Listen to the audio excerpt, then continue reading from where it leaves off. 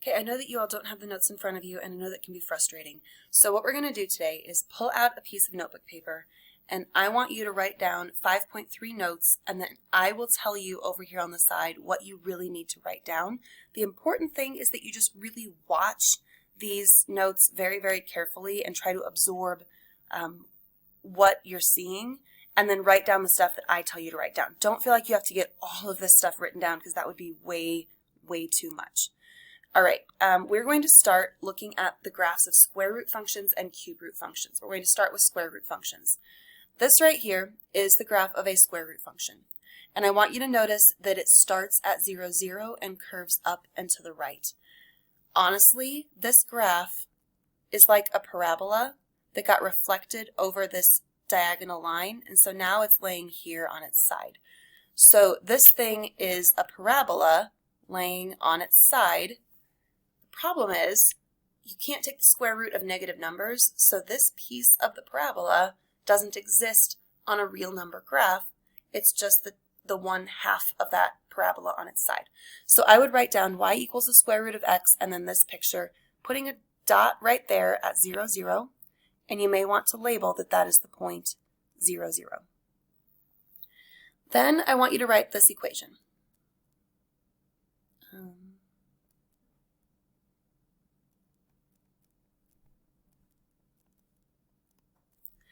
As we look at how the graph moves around, we're going to learn about every single piece of this equation.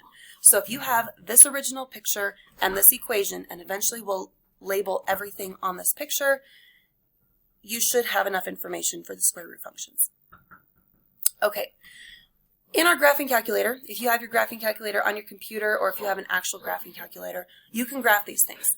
The y equals button on the top left is how you enter equations to graph. I'm going to enter the square root of x. X is the button right next to the alpha button. Sorry if you hear a crazy dog in the background. She's doing her zoomies running around the house. So there's a dog in the background. I'm sorry. Push graph to actually see this, and you can actually see that I screenshotted this picture to get the notes. Now let's look at what happens when we do the square root of x plus 2. So I'm going to use the second line here. The square root of x plus 2. Oh, and that's my daughter who has headphones on and doesn't realize that we can hear her. Okay, the red function is the new one. So this is the one that we put in the calculator in red. Notice that point is 2 units to the left. If we want to get the points for that, I can push second graph to go into the table, and I'm looking at the x column and the red y column. I have the points -2, 0, I don't want to use the errors, -1, 1, and 2, 2. Oh, my dog is so ferocious. What I really want you to notice is that this graph moves left 2. That +2 moved the graph left 2. So if +2 moves the graph left 2, what do you think -2 is going to do? This -2 is probably going to move the graph right 2. So let's check that. I'm going to go into this one and I'm going to change that plus sign to a minus. Hit graph. And it moves the graph 2 units to the right. So what I want you to write down here is that this thing moves the graph left or right. And see how it says -h? That actually makes it the opposite. So it moves left, notice over here, it moved left when it was plus, and it moved right when it was minus. So I'm going to put left plus right minus. It is opposite of what you would expect. Apparently my dog thinks that my socks are a tug toy. Okay, now we are going to look at the cube root function. So we're going to do the same thing but with the cube root function. Over here in our notes, I want you to write in y equals, actually I'm going to do a different color again, y equals the cube root of x. The right side of the graph looks just like a square root function, The left side of the graph, it's like this is a paper clip that we bended open. So this flips and goes in the opposite direction. It's kind of a flattened S shape. And underneath that, I want you to write y equals a times the cube root of x minus h plus k. Some of you are probably thinking, I think I already know what the minus h is going to do. If so, great. Okay, this point at 0, 0 is called inflection point. That is where the cube root function kind of switches direction. It curves around and makes that S shape. Okay, and this time we're going to do the cube root of x plus 2. So I'm going to put in here, I need to clear these out. Cube root is in the math button. I want the cube root of x. And then for the red graph, I want the cube root of x, move outside of the parentheses and put in plus 2.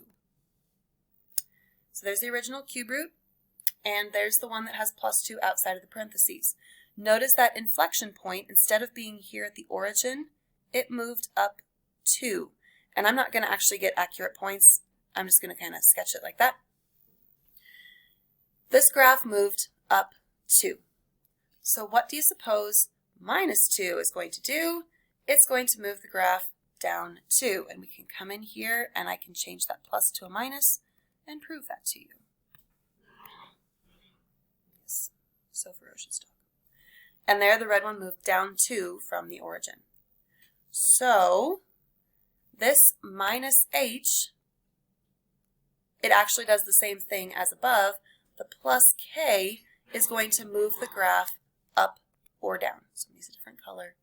Plus k moves the graph up when it was plus and down when it was minus. Notice that it is completely normal. Plus means up, down means minus. And I'm actually going to add that up here because it does the same thing with square root functions. Up when it's plus, down when it's minus. It is normal movement. And you can include this with the h. Moves left when it's plus. It moves right when it's minus. It is opposite of what you would expect. All right. Next, we're going to look at putting a number in front. So this time it's doing square root. So I'm going to go back to square root, clear everything out. So the first one, I'm going to do the square root of x. And the second one, I'm going to do 5 times, ignore the colors there, 5 times the square root of x. Okay. So this is actually going to be the red graph. Notice that point is still at 0, 0, but what do you notice about the graph? It's a whole lot taller. I'm going to write not accurate. I didn't actually get the points. It's not accurate. I'm just drawing a little sketch of what it looks like. It's much taller. This 5 is a stretch. It's a vertical stretch. So I want you to, well, you don't have these notes, so I can't have you write it there. I'm going to write vertical stretch. So what do you think a 1/2 is going to do? A 1/2 is going to smash it. It's going to be a vertical shrink. Vertical stretches and shrinks are like you take that blue graph like it's silly putty and you just stretch it vertically. You stretch it up and down and it either makes it bigger or you can smash it and it makes it shorter. So if I go in here and change this to a 1/2 times the square root of x, notice it's a lot shorter. The point's still at 0, 0, but now it's a lot shorter instead of the normal height. Okay, let's keep going. What if that was a -2 in front? The -2 would make it, well, the 2 would make it a stretch. So this is going to be a stretch. But what do you think the negative is going to do?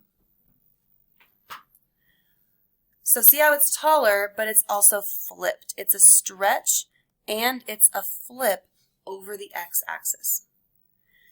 And we're not really going to do a whole lot with part D, but I do want to show it to you. So if there's a negative inside in front of the x, it actually flips it over the y-axis. This is a horizontal flip. Let's go back over here to our notes. So the A value controls stretches, shrinks, and flips. So if A is a number bigger than 1, it's going to be a stretch.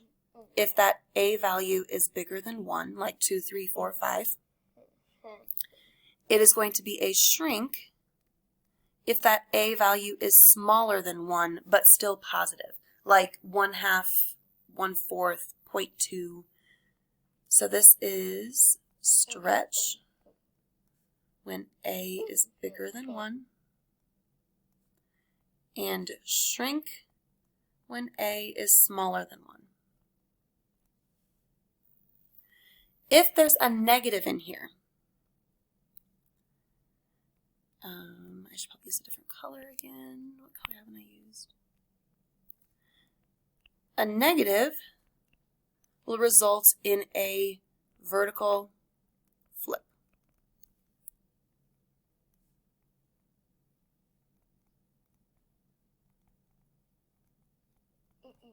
Okay, honestly, if you have this right here written down, or if you take a picture of this and have this on your phone, this is really all you are going to need to do today's assignment. Okay, here's today's assignment. I will post this in Schoology. I'll post a picture of this. So if it's cube root, you're comparing it to the cube root function. So number 9 is comparing to the cube root function.